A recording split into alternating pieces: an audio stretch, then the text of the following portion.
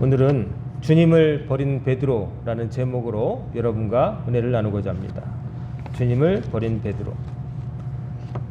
저는 어릴 때 소원 한 가지가 있었고 걱정 한 가지가 있었습니다.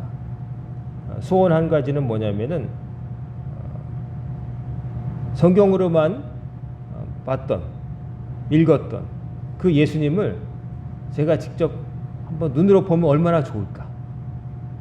글로만 읽은 예수님을 내 눈으로 보고 그 음성을 제자들처럼 직접 듣고 예수님과 식사를 같이 하고 그러면 얼마나 좋을까 하는 소망이 있었습니다. 교회 다니는 그냥 어린 학생으로서 예수님 얼굴 직접 뵙고 싶다 이런 소망이 있었어요.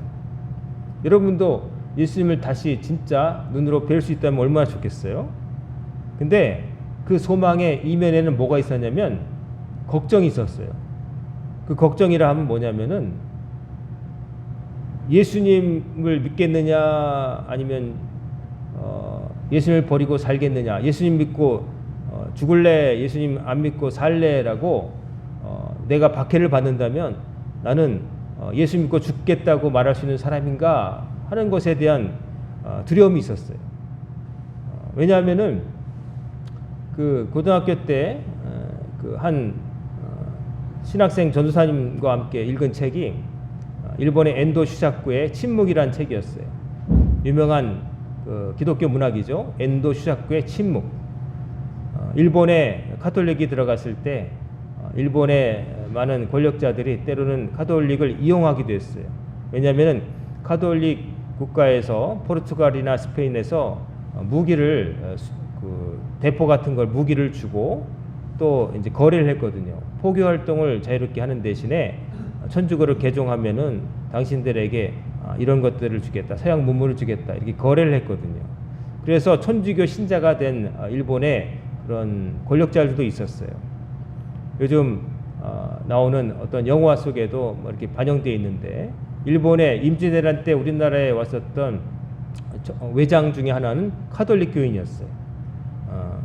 그 사람은 카톨릭 교도인데 아이러니컬하게도 우리 조선 사람들의 목을 많이 베었죠. 카톨릭 교도인 사람도 있었어요. 근데 카톨릭이 처음 들어올 때 일본 사람들 권력자 중에는 카톨릭에 대해서 위협감을 느끼고 많이 잡아 죽였어요. 천주교 신자들을. 거기 보면은 배교하지 않는다 그러면은 사람을 끓는 물에 막 삶아 죽이고 뭐 끔찍하게 바닷물에 물이 이렇게 들어올 때 익사시켜 죽이고 뭐 별의별 얘기가 다 나와요. 실화를 실제 있었던 일을 바탕으로 쓴 소설인데 거기 보면 정말 읽는 내내 마음이 무거워져요. 아주 그 몰입도가 대단해서 읽다 보면은 내가 만약에 저 자리에 있었으면 어떻게 할까 이 두려움이 확 드는 거예요.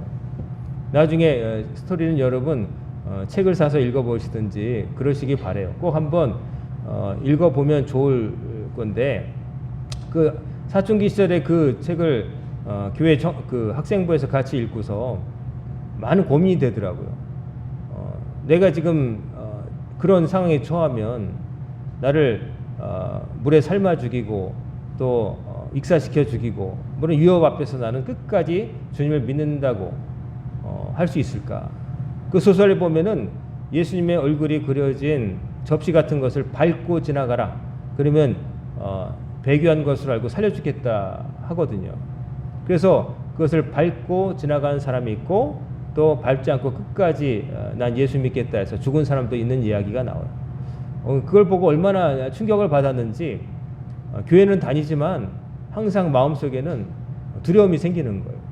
나의 믿음은 진짜일까? 나는 신앙을 지키기 위해서 생명까지 바칠 수 있을까? 나의 신앙은 진짜 견고한가? 더 쉽게 말하면 나는 진짜 믿고 있는가? 이런 생각이 어린 시절부터 따라다녔어요. 그래서 이 걱정 때문에 예수님을 보고 싶다는 소망도 생긴 거예요. 왜냐하면 예수님을 확실히 보면은 믿음이 더 단단해져서 내가 순교도 각오할 수 있겠다 이런 생각이 들었기 때문에 글로만 읽은 예수님이니까 진짜 예수님을 믿어야 내가 목숨까지 걸 수 있겠다 싶었거든요. 근데 오늘 성경을 보면은 놀랍게도 예수님을 직접 배웠고 말씀을 들었고 예수님의 기적을 봤던 사람들조차 예수님을 버렸다는 걸 보게 돼요. 베드로조차. 제자들 다 버렸고 베드로조차 생명의 위협 앞에서 두려워서 뒤로 물러났다는 것을 성경은 가감없이 보여줍니다. 어떻게 보면 이런 기록은 숨기고 싶은 기록이잖아요. 만약에 성경을 사람의 생각대로 기록하고자 했다면 그런 기록은 감췄을 거예요. 이런 건 우리 기독교 전도에 도움이 안 돼. 베드로 같은 분도 예수님을 버렸다고 그러면 뭐가 전도가 되겠어? 다들 그러지. 근데 성경은 그렇지 않아요. 그냥 있는 그대로 베드로고 누구고 간에 잘못한 건 잘못한 것으로 있는 그대로 민낯을 보여주죠. 구약에 보면 다윗 같은 사람도 엄청난 영웅처럼 그려지지만 부하의 아내에게 마음이 뺏겨서 치졸한 방법으로 아내를 뺏는 장면 나오잖아요. 다윗도 예외가 없는 거예요.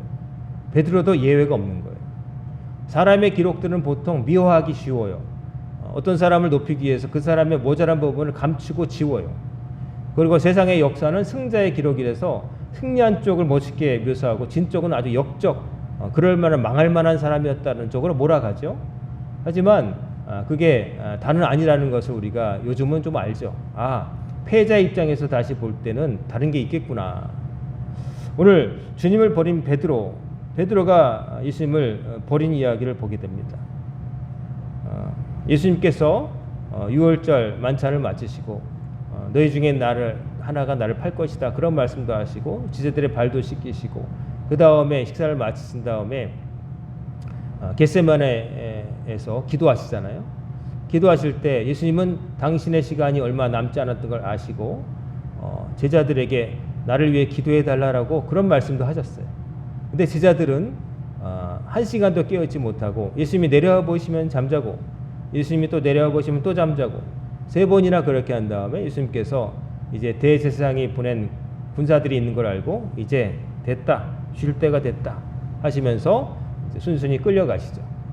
그때 예수님을 잡으러 사람들이 왔을 때 한 사람이 나서서 그 대제사장이 보낸 사람의 그 군인 한 사람의 귀를 칼로 잘라버립니다. 그 칼을 빼든 사람 이야기가 마가복음에는 이름이 밝혀져 있지 않지만 요한복음에는 그게 베드로였다고 이름을 밝히고 있어요. 그 베드로는 칼을 들고 다닌 사람이에요. 몸에 칼을 들고 다닌 사람. 여차하면은 자기를 지키겠다는 마음으로 갖고 다닌 건지 잘 모르겠지만 땔감을 준비할 때 나무를 자르기 위해서 가지고 다녔는지는 잘 모르겠지만 어쨌든 칼을 가지고 다닌 사람이었고 여차하면 칼을 빼서 사람의 귀를 잡고 자를 수 있는 사람이에요. 보통 사람은 아닌 거죠. 여러분들어 닭 하나 잡으라고 해도 여기 잡을 수 있는 분이 몇이 되겠어요. 저도 못 잡겠는데. 근데 사람의 귀를 자꾸 그렇게 자를 정도면 보통 사람은 아닌 거죠. 근데 베드로가 예수님께서 이제 너희들이 날 다 버리리라 이런 말씀하셨어요. 스가랴 선지자 스가랴 13장 17절을 인용하시면서 기록된 것처럼 스가랴가 말하기를 목자를 칠 때 양들이 흩어지는 것처럼 너희들이 다 흩어질 거고 나를 다 버리리라 그런 말씀하셨을 때 베드로가 뭐라고 하냐면은 다른 사람들이 다 주를 버릴지라도 나는 그렇지 않겠다고 얘기를 합니다. 29절에 보면 베드로가 여짜오되 다 버릴지라도 나는 그리하지 않겠나이다라고 합니다. 나는 그러지 않겠다. 요 말이 뉘앙스가 좀 묘하죠. 안 버리겠습니다가 아니라 다른 사람이 다 버릴지라도 나는 안 그러겠다. 여기서 다른 사람은 누굴까요? 나머지 제자들. 자기 얘기만 하면 되지 은근히 다른 사람은 못 믿겠지만 저는 안 그렇겠다고 자기를 드러내고 있어요. 그만큼 베드로는 자기 신앙에 대해서 자신감이 있었던 것 같아요. 나는 다르지. 나는 수제자지. 변화산에 올라갈 때도 다른 제자 말고 몇 제자만 데리고 가셨는데 나를 데리고 가시지 않았는가? 나는 좀 다르지. 그리고 그걸 떠나서 그냥 자기에 대한 자기 신앙에 대한 어떤 자신감이 충만했던 것 같아요. 베드로는 먼저 나서고 보통 이렇게 멈추는 사람이 아닙니다. 근데 예수님이 이렇게 잡혀가실 때는 모습이 다르죠. 다른 사람이 다 버릴지라도 그렇지 않겠다. 그렇게 말씀하실 때 주님께서 그에게 뭐라고 하셨어요? 내가 진실로 내게 이르노니 오늘 이 밤 닭이 2번 울기 전에 네가 나를 3번이나 부인하리라, 이런 말씀을 하시는 거죠.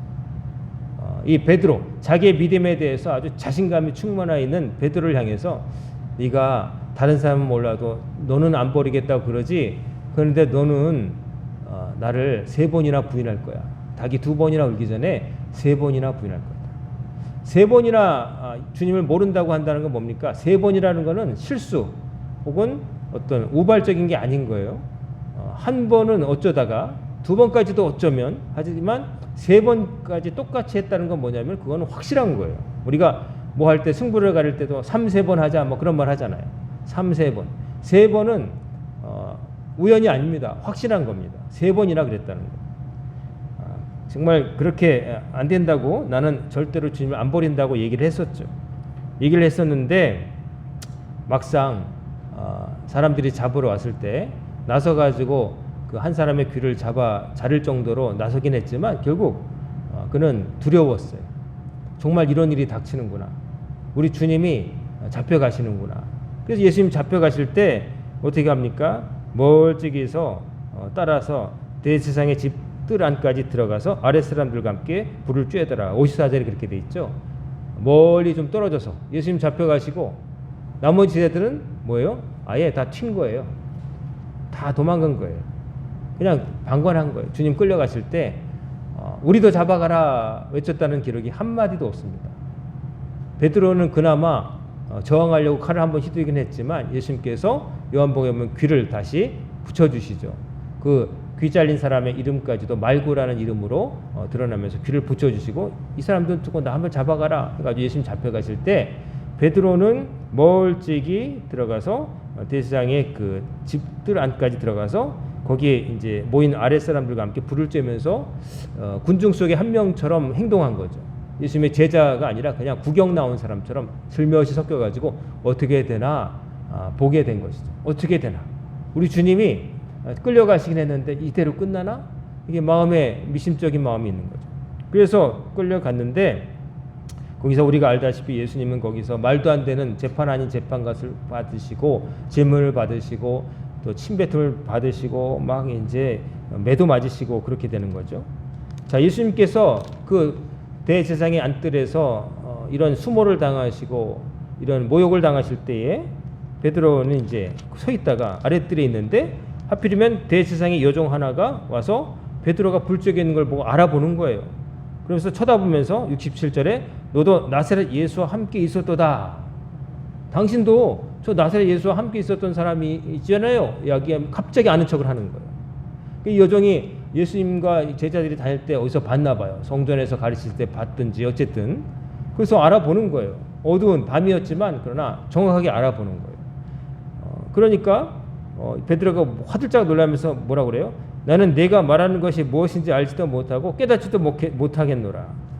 전혀 모르겠다고 발뺌을 하는 거예요. 전혀 모르겠다. 네가 지금 무슨 말하는지 난 전혀 모르겠다.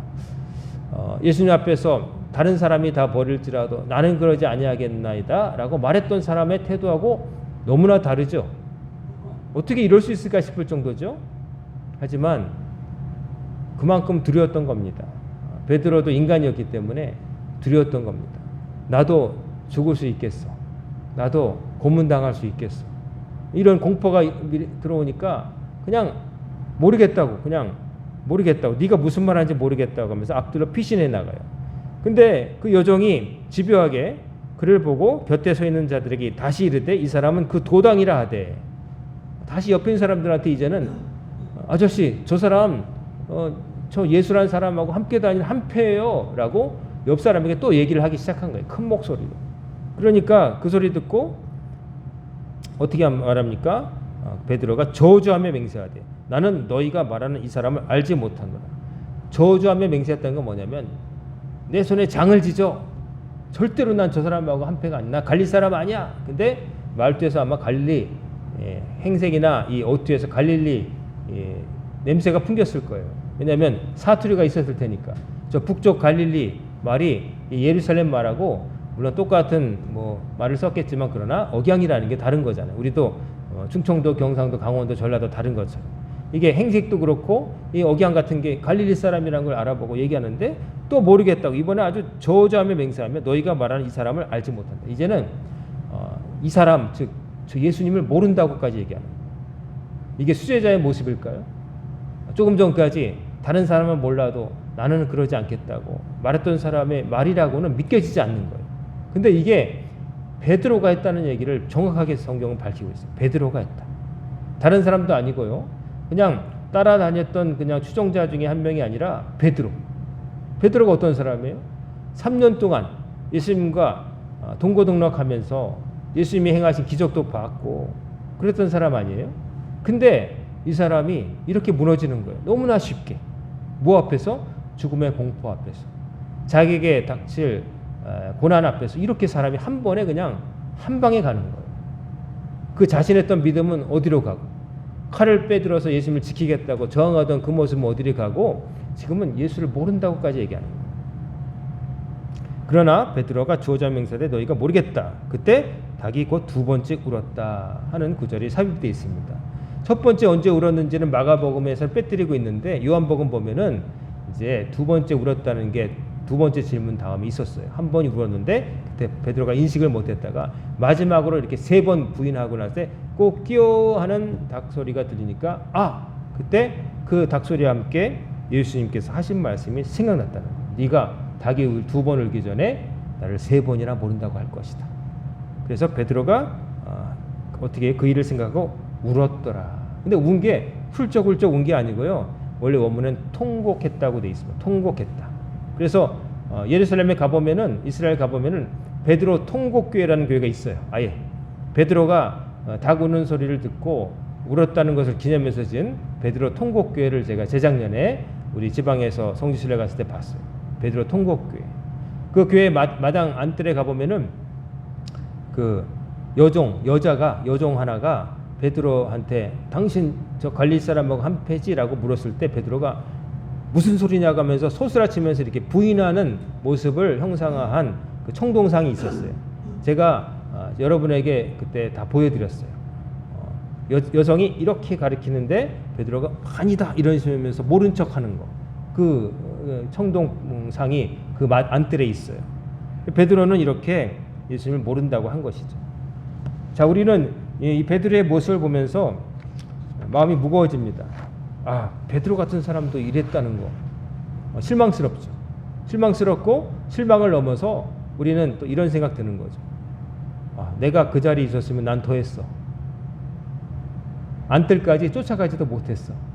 그냥 주랭난 쳤을 수도 있어. 나 잡으러 올지도 모르잖아. 그런 생각 자연스럽게 들지 않습니까?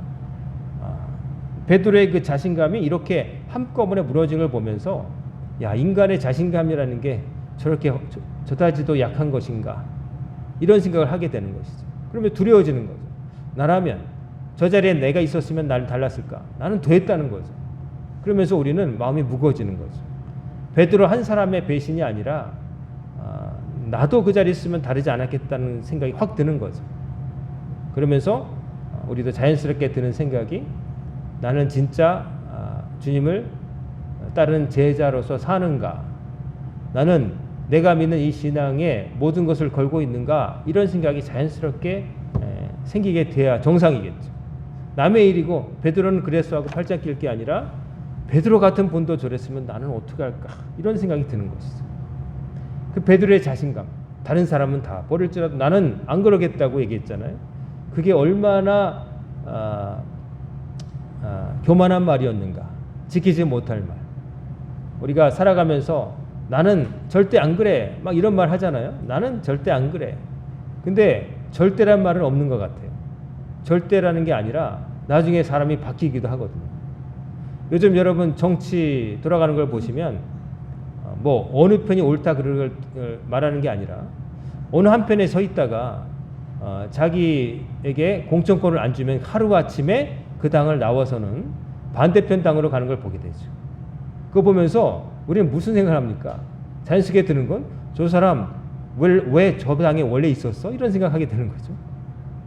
그렇게 나올 때 욕을 하면서 그러면 그 당에 남아서 뭘 하려고 저렇게 남아있었나? 그럼 얘기는 하죠. 자기가 남아서 거기를 갱신하려고 개혁하려고 양심적인 목소리가 되려고 있으려고 그랬다. 근데 공천 안 주니까 국회의원 배지를 못 달게 되니까 나와가지고는 침을 뱉고 그러면서 반대평당으로 확 넘어가 버리죠.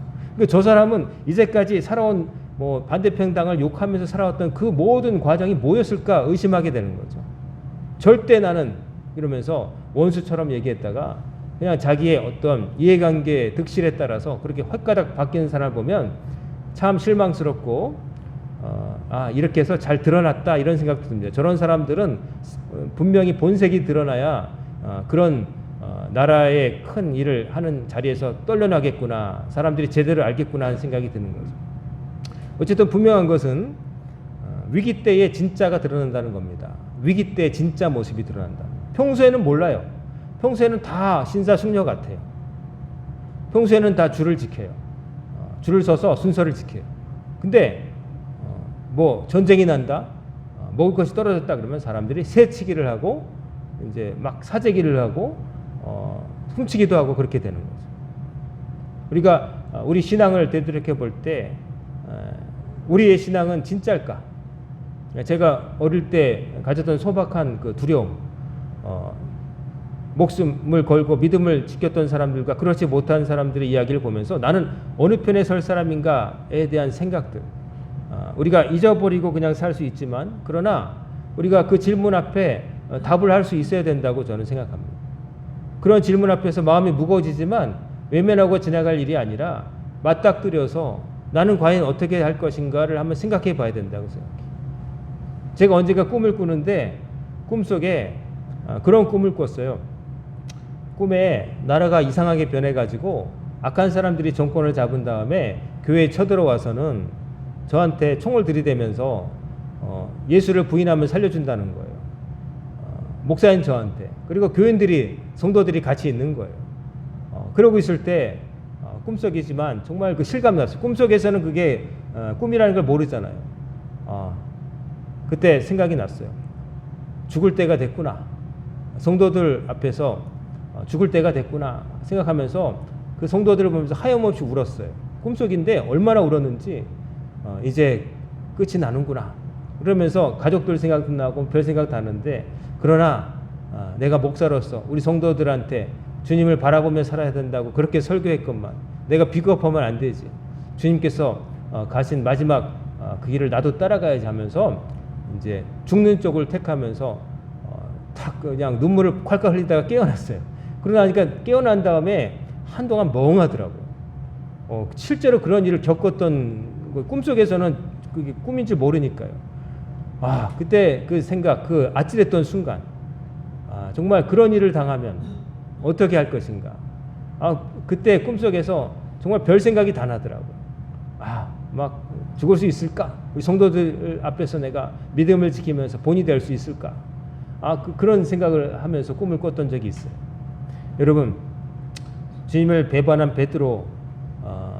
베드로라고 하는 이름을 빼놓고 여러분의 이름을 한번 대입하시기 바라요. 나는 그때 어떻게 할 것인가? 나의 믿음은 진짜인가? 여러분, 그것을 질문해 보시기 바랍니다. 우리가 신앙생활 한다고 그러지만 우리 신앙이라는 것이 그냥 액세서리처럼 있으면 편리하고 없으면 없어도 되는 것, 다른 걸로 대체할 수 있는 거라면 신앙이라고 할 수 없겠죠. 이것이 있어야 내가 사는 의미가 있고 이것이 있을 때 내가 진정한 평안을 누릴 수 있는 것, 그게 신앙인데 그 신앙이 가짜라면은 인생 헛사는 거잖아요. 그리고 아무것도 안 하는 게 되잖아요. 이것도 저것도 아닌 게 되잖아요. 이 베드로의 이 배교를 보면서 3번이나 모른다고 하는 것을 보면서 사람은 별 수 없구나 하는 실망감도 느끼지만 그러나 우리가 또 한 가지 느끼는 건 뭐냐면 그 베드로가 어떻게 돼요? 그냥 그런 배교자로 남고 끝나나요? 그러지 않죠. 이렇게 통곡한 다음에 예수님 부활하신 것을 나중에 보게 되고 어떻게 됩니까? 죽을 때까지 복음을 전했습니다. 예수님을 전했습니다. 그리고 마지막에 순교당할 때 교회 전승으로 성경에는 없지만 교회 전승 기록에 따르면 십자가에 못 박혀 죽었다고 돼 있죠.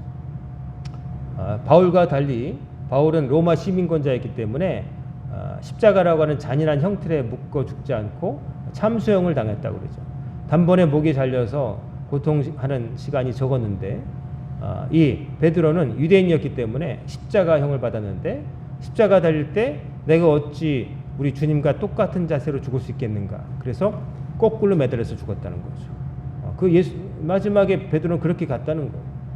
베드로의 그 배교를 보면서 우리가 한없는 무거움과 또 인간은 별 수 없어 하는 실망감도 느끼지만 그러나 그러라고 이걸 성경에 기록한 게 아니에요.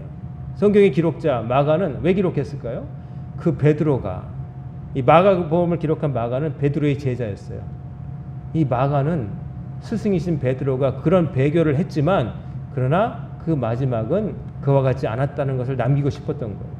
우리가 다음 시간에 다음 주에 이어서 설교하겠지만 베드로는 주님을 버리긴 버렸어요.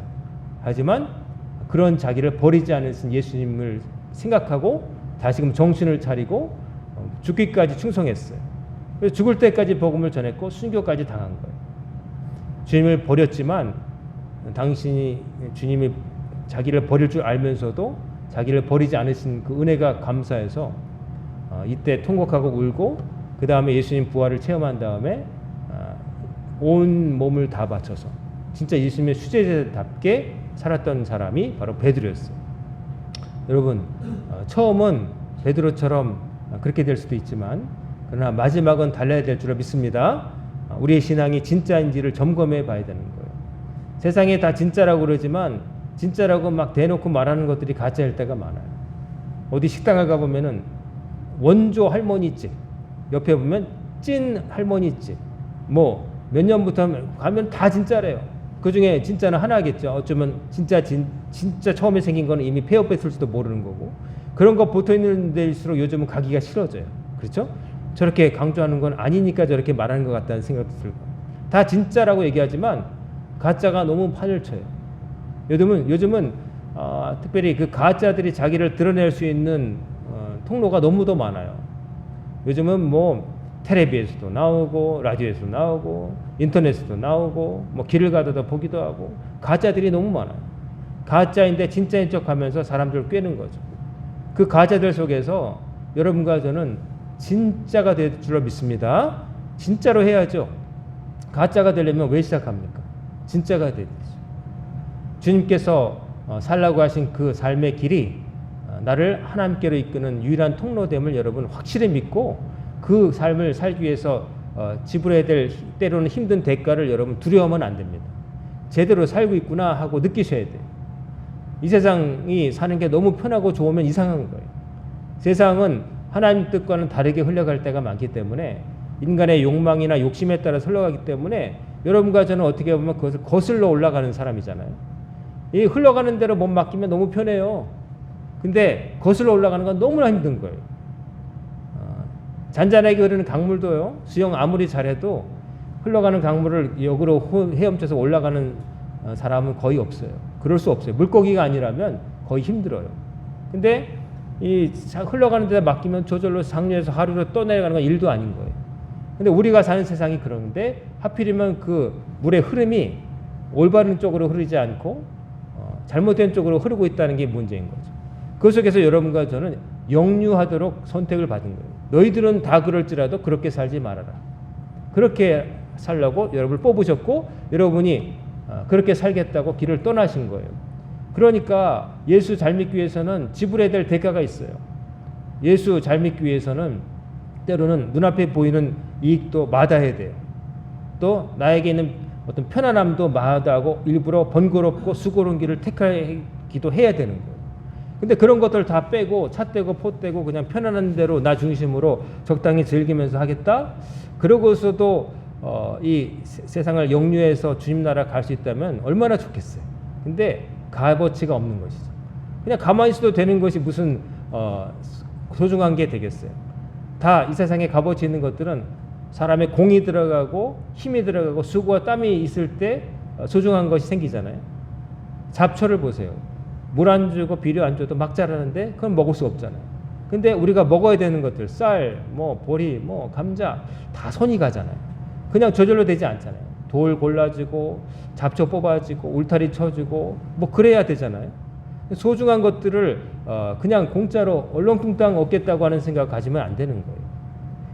우리가 교회에서 값없이 주시는 주님의 은혜라고 그러니까 그게 공짜 그냥 이렇게 생각하고 그냥 아무렇게나 그냥 입으로 믿는다고 하면 그냥 얻는다고 착각들 하지만 값없이 준다는 건 뭐냐면은 주님께서 주시는 은혜가 우리의 어떤 대가를 지불할 어떤 수단으로도 대가를 지불할 만큼 우리가 거기에 걸맞는 대가를 지불할 수 없다는 뜻이에요. 쉽게 말하면 너무나 큰 것을 받았다는 얘기지 우리가 가만히 아무것도 안 하고 입만 놀려서 믿습니다 그러면 저절로 받는다는 그런 게 아닌 거예요. 오다 가다 아파트 분양한 데서 주는 공짜로 주는 수세미 같은 게 아니란 말이에요. 소중한 거고 귀중한 거고 그것은 우리가 우리의 가진 최선을 다하고 진심을 다할 때 그 값어치가 발현된다는 거예요. 이건 인간의 공로라고 하는 건 다른 개념이에요. 하나님께서 너무나 주신 걸 주는데 우리는 조금만 하면 되는데 그 조그만 것을 우리는 두려워한다는 거죠. 그게 크게 보이고 그런 것들을 안 하게 되면 진짜는 아니라는 거죠. 가짜라는 거죠. 내 편의를 위해서 사는 것에 불과한 것이죠. 운동을 해도 땀이 납니다. 팔이 두꺼워지려면 무거운 걸 들어야 돼요. 가벼운 거 아무한 들어봤자 별 소용없어요. 가벼운 거 들러도 운동이 되려면 또 여러 번 해야 되는 거예요. 그냥 뭐든지 힘이 드는 거예요. 힘이 들고 정성이 들고 하는 것들이 소중한 거예요. 여러분의 신앙도 지키려면 애를 써야 되는 거예요. 그냥 가만히 된다고 되는 게 아니에요. 공부를 사람들이 왜 잘 안 합니까? 힘들거든요. 공부가 쉽다고 하는 사람은 거짓말이에요. 공부는 어려운 거예요. 왜냐하면 공부라는 게 내 거 아닌 것을 바깥에 있는 걸 나한테 이렇게 갖고 오는 건데 그게 내게 쉽게 되지 않거든요. 반복이 필요하고 때로 지루하고 생소한 거 하니까 힘들거든요. 저절로 되는 게 아니란 말이에요. 물고기가 수영하는 것 같은 거 다른 거 아니거든요. 근데 공부도 그렇고 세상에 하는 일도 다 품이 들어요. 애를 써야 되는 거예요. 신앙도 비슷해요. 오늘 새벽에 제가 그런 말씀 드렸죠. 제가 그 수건 하나 걸레로 만든 수건을 가지고 차를 닦는데 차를 닦으니까 차에 있는 그 더러움이 수건에 배어가지고 하얀 수건이 까맣게 되는데 그것을 자꾸 이제 그래서 더러워지니까 다시 물로 빠는데 시커먼 물이 나오는데 아무리 빨아도 계속 나오는 거예요. 걸레는 아직도 까매요. 때가 얼마나 많은지. 막 이렇게 짜는데 그래도 어쨌든 분명한 것은 짤 때마다 시커먼 물이 나오는데 그건 뭐냐면 그만큼 그 걸레에 있던 때는 어쨌든 나온 거예요. 내가 볼 때 눈에 보이는 확실한 색깔의 변은 없지만 그래도 그만큼은 나온 거예요. 그리고 또 짜고 그랬더니 손이 시렵지만 그러나 짜고 또 짰더니 까만 걸레가 회색은 되더라고요. 그러고 나서 차를 다 닦고 계속 했더니 나중에는 짜고 짰더니 손은 힘들고 손도 시렵고 찬물을 하니까 근데 결국에는 색깔이 돌아오더라. 안에서 문제지 하는 만큼 분명히 성과는 있다는 거예요. 모든 일이 안에서 그렇지 이게 언제 돼 이러고 있지만 언제 되는 게 아니라 내가 안 하는 게 되는 거예요. 내가 하다 보면은 되는 거예요. 수포로 되는 게 없는 거예요. 신앙 기도 여러분 기도 많이 하시기 바랍니다. 뭐 너무나 당연한 얘기지만 생각날 때만 하지 마시고 무슨 일이 있을 때만 일 터지기 전이나 두려울 때만 하지 마시고 늘 평소에 늘 하시기 바랍니다. 늘 우리는 하나님 아니시면 살 수 없거든요. 믿음을 지키기 위해서 애써야 되는 거예요. 믿음을 안 지키는 거 너무 쉬워요. 그냥 내버려 두면 돼요. 내버려 두는 건 너무나 쉬운 거예요. 근데 지키려면은 망대를 세우고 울타리를 세우고 졸려도 눈을 뜨고 있어야 되잖아요. 그러니까 힘든 거지만 그래야 지킬 수 있는 거예요. 깨어 있으라 하는 말씀 하시잖아요. 근데 제자들이 예수님이 겟세마네에서 그렇게 기도하실 때 깨어 있지 못했어요. 다 피곤하고 그래서 막 졸리고 잠잤어요. 한시도 깨어 있지 못하느냐. 근데 깨어 있어야 됩니다. 내가 신앙생활을 어떻게 하는지 하나님과의 관계가 어떠한지 내가 올바르게 주님께로 가고 있는지 체크를 하면서 여러분의 삶에 품을 들여야 돼요. 그냥 아무렇게나 그냥 놓고 저절로 되겠거니 그러지 마세요. 저절로 되는 건 안 좋은 거는 저절로 됩니다. 애들 못된 거 배우는 거 가르치지 않아도 저절로 잘 배우잖아요. 욕도 잘 배우고. 근데 영어 단어 하나 외우려면 그냥 해도 잘 안 되잖아요. 욕은 그렇게 쉽게 배우는데. 나쁜 거는 쉽게 배우고 내버려두면 나쁜 건 잘 자랍니다. 근데 좋은 것일수록 소중한 것일수록 애를 써야 되고 수고해야 되고 노력해야 됩니다. 거기에 하나님의 도우심이 임해서 기적이 일어나는 거지 가만히 있는 자 그냥 감이 입에 떨어지려고 입에 이렇게 벌리고 있는 사람 그래도 그 사람은 감나무 밑에라도 갔으니까 혹시 떨어질 수 있는 거지 방 안에 앉아서 감 떨어지기 바라고 말도 안 되잖아요. 여러분과 저의 신앙이 물론 우리도 다 똑같아서 베드로처럼 흔들릴 수 있지만 그러나 언제나 그런 상태가 되지 않도록 진짜 신앙이 되도록 여러분 깨어 있으시고 신앙을 지키기 위해서 말씀대로 살기 위해서 애쓰는 여러분이 되셔서 여러분과 제가 언젠가 주님 앞에 서게 됐을 때 우리가 어디서 영원히 살게 될지 결정되는 그날 여기 있는 분들은 한 분도 빠짐없이 아버지의 나라에 다 들어가시는 여러분과 제가 되기를 주의 이름으로 축원합니다. 아멘. 기도하겠습니다. 하나님 아버지, 저희들의 믿음이 얼마나 연약한지 깨닫게 하시고 교만치 않게 하시며 그렇기 때문에 더 정신을 차리고 믿음을 지키기 위해서 애쓰는 저희들 되게 하여 주옵소서.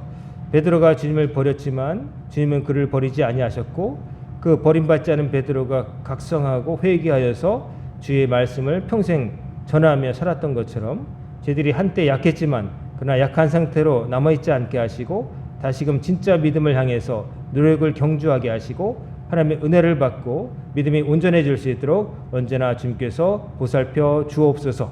악한 세상에서 저희들의 믿음을 지킬 수 있도록 저희들을 성령 충만하게 하시고 저희들이 온전한 믿음을 가지고 다른 사람 앞에 서게 될 때에 그들에게 우리가 하나님과 동행함을 증명하게 하시고 그들의 마음이 움직일 수 있도록 주님께로 다가가는 다리 역할을 감당하는 저희들 모두가 되게 하여 주옵소서. 예수님의 이름으로 간절히 기도드리옵나이다. 아멘.